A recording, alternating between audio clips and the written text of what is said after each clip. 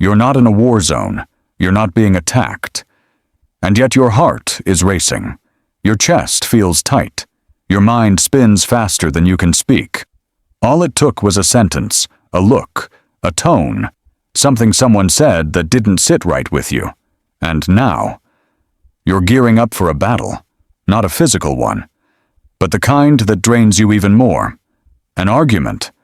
Maybe it's with someone close to you, a friend, a partner, a parent. Maybe it's online. Maybe it's just in your own head, playing out 1,000 versions of what you should have said. Whatever form it takes, you feel it. That burning need to respond, to defend, to prove that you're right, to make them understand, to win. But pause for a moment. Who really wins these battles? Do you walk away stronger, or just more tired, more hollow, more confused? We live in a world that rewards reaction, quick wit, sharp comebacks, comment wars, viral rants. The one who speaks loudest is seen as powerful. The one who dominates the room is admired. But here's a thought, one that might unsettle you. What if real power is silent? What if the person who doesn't react is actually in control? This is the question Friedrich Nietzsche forces us to confront, not with shouting, not with ego, but with silence. The invisible power game. Most of us never realize that in every conflict, every conversation, there's more happening than just words. There's a game being played, a silent power dynamic, a battle for control. Who will back down first?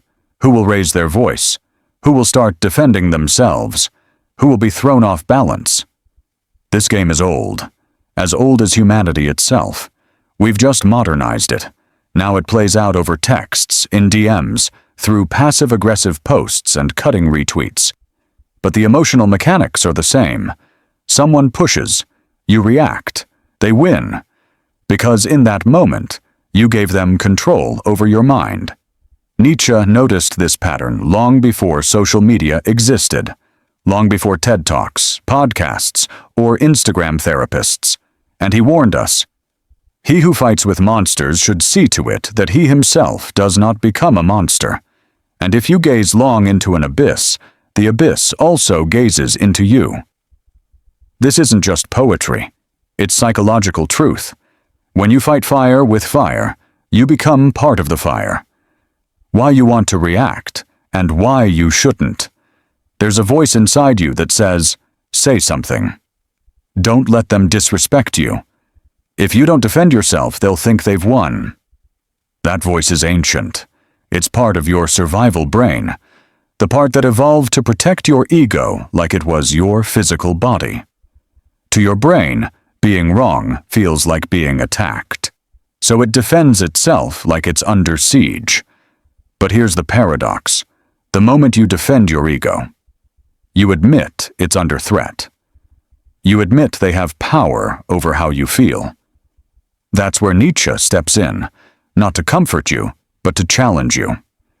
He doesn't pat your back. He doesn't say, it's okay, you're right. He whispers something much colder, much sharper. You've already lost. Why? Because you've been dragged into a battlefield you didn't choose. You're playing someone else's game. And every move you make now, every word you throw back, is a reaction, not a decision. The path you never see. Imagine this. You're in a conversation. It starts to get tense. You feel the pressure to prove your point. But instead of reacting, you pause. You don't lash out. You don't explain. You don't even defend. You just observe. You let the silence hang. You let their words echo into that silence. You let them feel the discomfort of not being in control. This silence, this calm, deliberate non-reaction, is not weakness. It's strategy. Because in that moment, you haven't lost your temper. You haven't lost yourself. You've stayed centered, anchored. That's the beginning of real strength. That's the first step toward what Nietzsche called the Übermensch, the one who creates his own values, the one who is no longer driven by the herd. But that idea is just beginning. What if everything you thought about strength was a lie? You've spent your whole life learning what strength looks like. You've seen it in leaders who raise their voices, in celebrities who clap back, in friends who don't let anything slide. You've been told that the strong ones are the loud ones, that silence is submission, that if you don't speak up, you're weak, that if you walk away, you've lost. But what if you've been misled? What if everything you were taught about power, confidence, and control was built on a misunderstanding? What if real strength is invisible? What if the most powerful person in the room says the least? Let's slow things down for a second. Forget what school taught you. Forget the podcasts. Forget the motivational speeches that yell at you to never back down or fight for your truth. Instead, ask yourself this: why do I react? Not in theory, not philosophically, you, personally. Why do you react when someone insults you, when someone challenges your opinion, when someone tries to one-up you? Why do you need to answer? Is it because you're trying to communicate a truth, or are you trying to protect something? If you're honest, really honest, you'll probably find it's the second one. You're protecting your ego, your identity, the image of who you think you are. A dangerous question. Nietzsche was not interested in surface-level debates. He wasn't trying to make you better at arguing. He didn't want you to win more conversations. He wanted you to ask one question: who is really in control of me? If someone can say a sentence and ruin your day, who's in control? If a stranger online can make you angry, who owns your emotions? If your sense of peace depends on others agreeing with you, are you actually free? These aren't comfortable questions. They're not supposed to be. Nietzsche didn't write to comfort the masses. He wrote to wake them. He believed most people are not individuals. They are extensions of the crowd, emotionally reactive, mentally unfree. They shout not because they are confident, but because they are fragile. They dominate conversations not because they are powerful, but because they fear being ignored.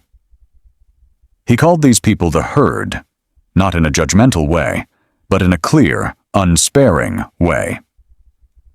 To Nietzsche, most of us live not as creators, but as reactors. The lie of reaction. Here's the lie. If you say the right thing, you'll win. If you explain yourself better, they'll understand. If you speak louder, they'll respect you. But Nietzsche flips this. He says, the person who must explain himself is already under pressure. The one who needs to be understood is already at a disadvantage. Silence in this world becomes something else entirely. Not passivity, not weakness, but choice. The choice not to let your identity be tossed around like a toy in someone else's game. Reversing the frame. Now let's flip this again. Back to you. Imagine someone says something that offends you, or misrepresents you, or challenges what you believe deeply. You feel that spark, that heat. Your jaw tightens. Your chest lifts. Your fingers twitch to type back, to prove, to correct, to restore your image. But what if you didn't? What if you sat with that discomfort? What if you let the insult hang in the air, untouched? What if you let their misunderstanding exist, uncorrected? Would that make you weak? Or would it reveal that they never had power over you in the first place? Because here's the thing. The need to prove is always born from insecurity.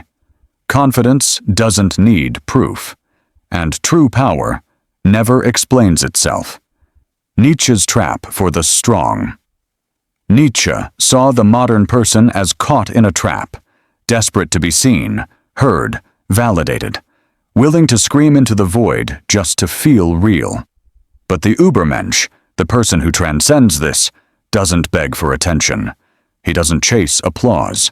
He doesn't argue to be right. He creates his own rules. He lives from the inside out. And most importantly, he chooses when to speak. and more often, he chooses not to. That's not silence out of fear. It's silence out of control. Closing this section, one final question. So, here's the uncomfortable question I leave you with. When you react, who are you reacting for? The person in front of you? The people watching? Or the part of you that doesn't yet feel whole? Because if your silence makes you feel small, you're not silent, you're suppressed. But if your silence makes them uncomfortable, and you feel grounded, then you've just stepped into real power. The will to power, control, begins where reaction ends. There's a quote from Nietzsche that's been repeated so often, it's lost its meaning. Life itself is the will to power. But what does that even mean? At first glance, it sounds aggressive, almost violent, as if Nietzsche is saying that life is about domination, crushing others, climbing to the top, ruling the weak. And that's why he's so often misunderstood, because the will to power is not about external power, over people, over systems, over money or politics. It's about internal power, the kind no one can give you, and no one can take away. What the will to power really means. When Nietzsche speaks of power, he doesn't mean brute force, he means mastery, not of others, but of yourself, your impulses, your reactivity, your narrative, your being. He believes every human, every single one of us, has a drive, a deep biological, psychological urge. Some call it ambition, some call it survival. Nietzsche calls it the will to power, the urge not just to live, but to shape life, to impose your will on the chaos around you. But here's the twist. You can't shape the world if you can't control yourself. Power isn't loud, it's focused. Think of a laser. Not chaotic, not explosive, just pure energy, focused, silent, unstoppable. Now think of a person in an argument, screaming, pointing, emotional, desperate to win. That's not power. That's scattered energy. True power, Nietzsche would say, is the person who listens without being pulled, who hears insult but doesn't flinch, who sees chaos but doesn't break. Why? Because they are governed from the inside, not from the outside. The Übermensch, power without permission. Nietzsche introduces a character, not a superhero, not a god, but an ideal. The Übermensch, the overman, the one who doesn't follow the herd, who creates his own values, who rises above the emotional noise of the world. The Übermensch doesn't waste time reacting to small things. He doesn't argue over petty slights. He doesn't chase validation, because he knows something most people don't.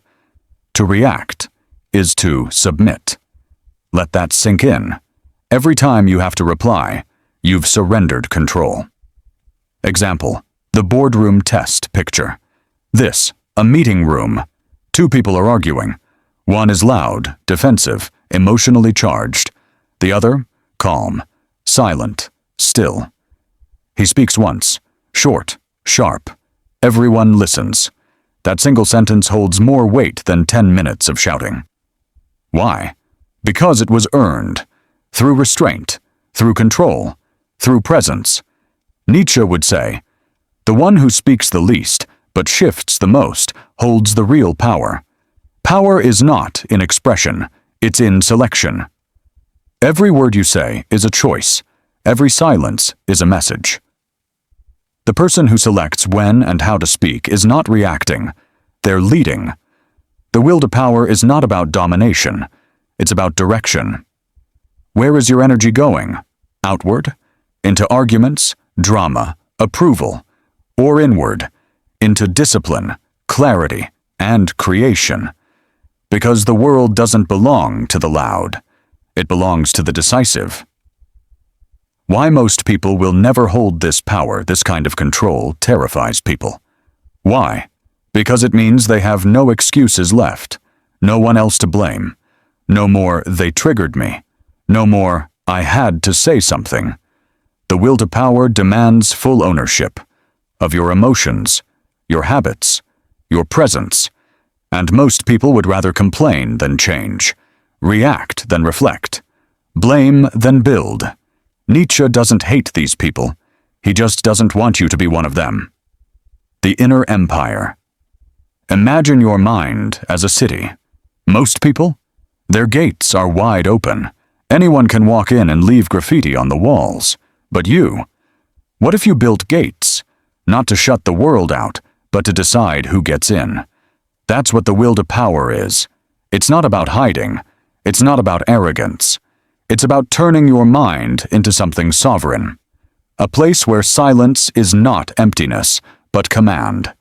Where stillness is not weakness, but control. Where presence is not passive, but deliberate. Closing this section. So let me ask you this.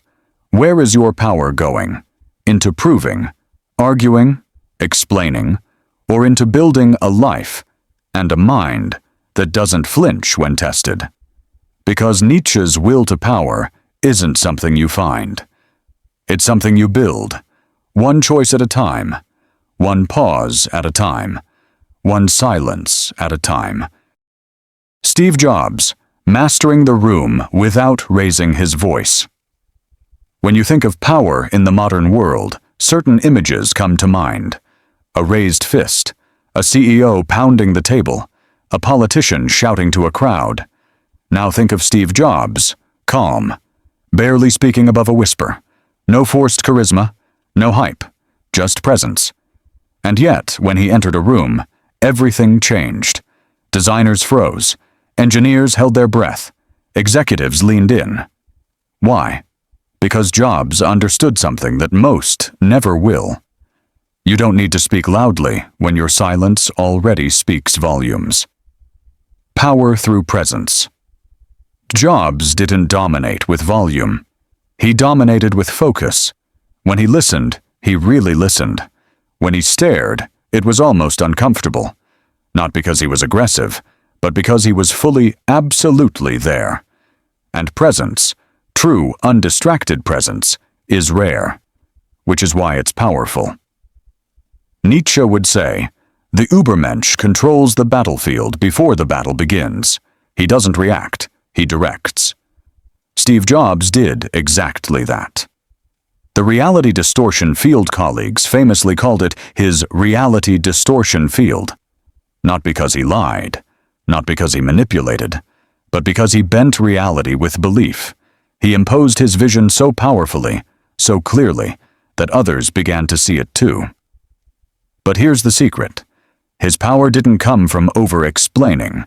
It came from knowing, so deeply, what he believed, that he didn't need to argue for it. He didn't convince you. He made you feel foolish for doubting. And that is Nietzschean power in action, not through force, but through the sheer weight of certainty. The power of the pause. In meetings, Jobs had a habit. Someone would pitch an idea, others would debate it, opinions would fly across the room. And then, silence. Jobs would say nothing, sometimes for 5 seconds, sometimes 10, maybe even longer. And everyone would wait, because they knew. Whatever he was about to say would shift the entire direction. That's control. The man who says nothing, yet owns the room, not through volume, but voltage. Why he rarely reacted emotionally. Despite his intense personality, Jobs didn't emotionally react to every challenge. He could fire someone in a sentence. He could destroy a bad idea with a look. But he rarely got caught in endless argument. Because for him, clarity was more powerful than persuasion. You either understood the vision, or you didn't. If you didn't, you weren't part of it.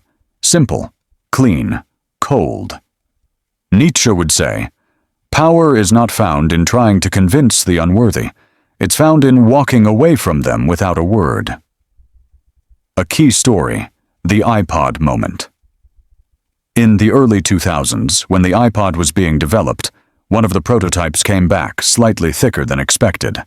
Jobs held it in his hand, paused, walked slowly to an aquarium in the corner, dropped the iPod into the water. Tiny air bubbles floated up. He turned around calmly and said, "See those bubbles? That means there's space. Make it smaller." He didn't yell. He didn't write a memo. He didn't start a debate. He made a point so sharp, it pierced through resistance, without saying more than 10 words. That's strategic silence. That's philosophical precision. Nietzsche wrote, "The higher we soar, the smaller we appear to those who cannot fly." Jobs embodied this. He wasn't trying to be understood by everyone. He wasn't trying to be liked. He was building something beyond what people could yet see. And to do that, you need clarity of will, the core of Nietzsche's will to power. Not a desire to crush, but a desire to create. And to create something great, you must sometimes let others misunderstand you. In silence. The fear behind. Most voices. Most people talk to prove. They want to prove their worth, their intelligence, their relevance. But Jobs, he spoke to move, to change direction, to reshape reality. And if the room wasn't ready, he waited. Or he walked, because neediness is noise, and Steve Jobs was silent when others screamed. That's control. That's art. That's Nietzschean. Closing this section. So what can you learn from Jobs? Don't explain everything. Don't react to everyone. Don't speak to be heard. Speak to shift. Let your silence build pressure. Let your presence draw attention. Let your vision speak before your voice ever does. Because the ones who command the most often say the least. Miyamoto Musashi, the warrior who conquered with silence. In the world of warriors, one name carries the weight of legend. Miyamoto Musashi, undefeated in over 60 duels, many of them to the death. He was not a soldier of an army. He was not a general with troops. He was a lone swordsman, a philosopher, and a master of the art of not reacting. In a world where life and death were decided in seconds, Musashi showed something rare. That silence could be sharper than a blade. Who was Musashi? Born in 1584, Musashi lived during one of the most violent periods in Japanese history, the Sengoku era. Samurai fought for honor, land, and survival. To win meant life. To lose meant death. And yet, Musashi didn't just win battles. He won without needing to fight at all. Because his power was never just in the sword. It was in the mind behind it. The philosophy of no sword, Musashi's final teaching, the Book of Five Rings, is not about swordplay. It's about strategy, presence, psychology. One of his most radical ideas. You can win without drawing your sword. How? By understanding your enemy's fear, by controlling time and space, by mastering your own reaction so completely, you break theirs. Nietzsche would call this the highest form of power, not defeating your opponent, but making them defeat themselves. The Duel with Sasaki Kojiro, a masterclass in psychological warfare. Musashi's most famous duel was against Sasaki Kojiro, another legendary swordsman. The match was set on a small island.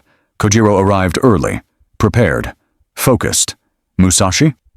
He arrived hours late, calm, silent, holding not a sword, but a wooden oar. Kojiro was furious, insulted, emotionally off balance. Musashi had already won before the first strike. The fight ended in moments.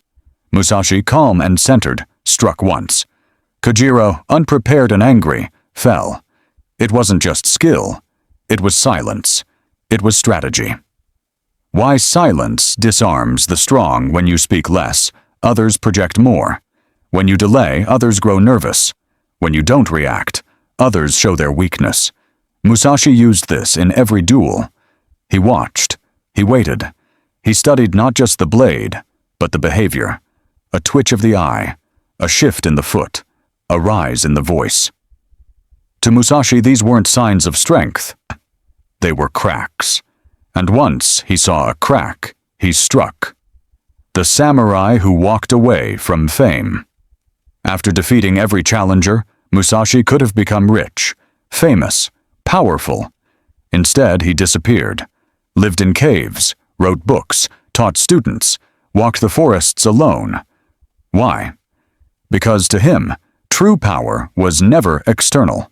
Just like Nietzsche said, "He who has a why to live can bear almost any how." Musashi had that why.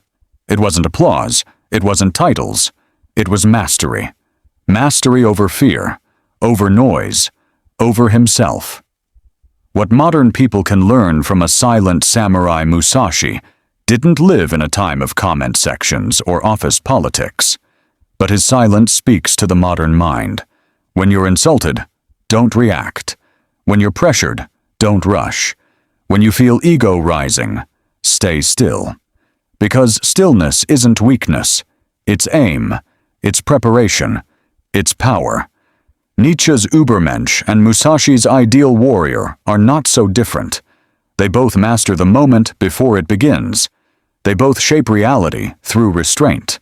They both win by not needing to prove anything. Final reflection. Silence is a blade. Think about this. Nietzsche wrote about inner strength. Jobs built silence into product design. Musashi lived it on blood-soaked battlefields. 3 men, 3 centuries, 1 principle. The real power is not in reaction, but in control. Not just over others, but over yourself. So, next time you feel triggered, next time you're pulled into an argument, next time someone challenges your value, don't speak, don't prove, don't fight, pause. Then ask yourself, is this moment asking for a reaction or for mastery? Because the silent path isn't the easy one, but in a noisy world, it's the only one that leads to real power. If this philosophy moved you, there's more to come. Nietzsche, Jung, Schopenhauer all have tools to help you master the inner war. Subscribe, step deeper, build your mind like a sword.